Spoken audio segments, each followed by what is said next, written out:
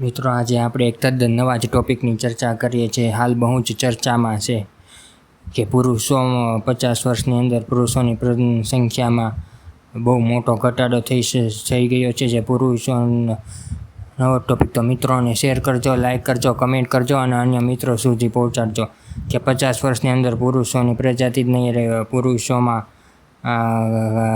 તેના સ્પર્મની અંદર જે ખામી આવી ગઈ છે તેને કારણે બહુ ચિંતિત છે. પ્લાસ્ટિકમાંથી સ્ત્રીના હોર્મોન્સ એસ્ટ્રોજન સાથે સામ્ય ધરાવતો પદાર્થ બહાર આવે છે. આ પદાર્થ પુરુષના શરીરમાં જાય તો વીર્યમાં શુક્રાણુની સંખ્યા ઘટે છે.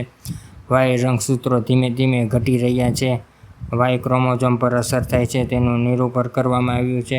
પુરુષોના વીર્યની અંદર ક્વોલિટી અને ક્વોન્ટિટી સતત ઘટી રહી છે અને સતત વધતી જતી માનસિકતા, પ્રદૂષિત પર્યાવરણ, ધૂમ્રપાન, શુક્રાણુ અને ઉરોપણ મોટા પ્રમાણમાં સર્જાય છે, જેને કારણે પુરુષોમાં રહેલા SRYનો જીન્સ જે આવે છે વાય રંગસૂત્રની અંદર તે દિવસે ને દિવસે વધી ગયો છે. પહેલાં તો ખરું હતું, અત્યારે તો કહીએ તો આપણે આશરે 55 મિલિયન જેટલું જ રહ્યું છે. તે પર અમુક વર્ષોમાં ઘટવાને આરે છે. તો મિત્રો, આપણે પુરુષની જાતિને ટકાવી રાખવી હશે તો આપણે બધી બાબતો પર ધ્યાન રાખવું પડશે. કારણ કે આપણે ત્યાં બ્લડ ડોનેશન છે, તેમ સ્પર્મ ડોનેશન છે. સ્પર્મ ડોનેશનની અંદર ઘણા જ બધા આકરા નિયમો છે, જેમ કે અમુક બ્લડ ગ્રુપ ચેક કરવું પડે છે, સ્પર્મની ક્વોલિટી ચેક કરવી પડે છે, 15 મિલિયન છે કે નહીં તે પર જોવું પડે છે અને તેમાં હિપેટાઇટિસ બી, સી કે HIV જેવા અન્ય રોગો છે કે નહીં તેનું પણ ધ્યાન રાખવામાં આવે છે.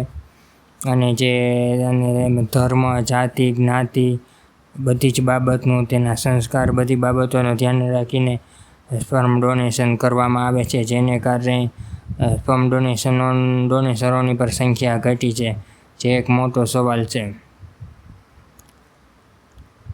જે આપણા વસ્તી માટે બહુ ગંભીર સમસ્યા છે. અને એક બાજુ પ્રદૂષણ પણ તેટલું જ વધી રહ્યું છે, તો પ્રદૂષણને કારણે પણ સ્પર્મની ક્વોલિટી અને ક્વોન્ટિટી ઘટી રહી છે.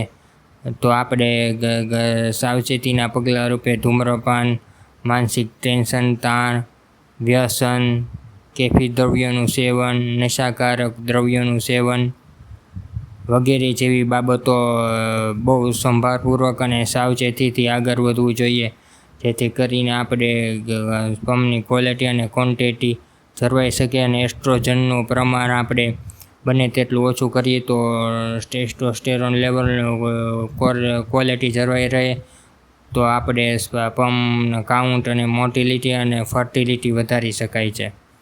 તો મિત્રો, આજનો આ વિડીયો કેવો લાગ્યો મિત્રોને શેર કરજો, લાઇક કરજો, કમેન્ટ કરજો અને અન્ય મિત્રો સુધી પહોંચાડજો. થઈ ગયું.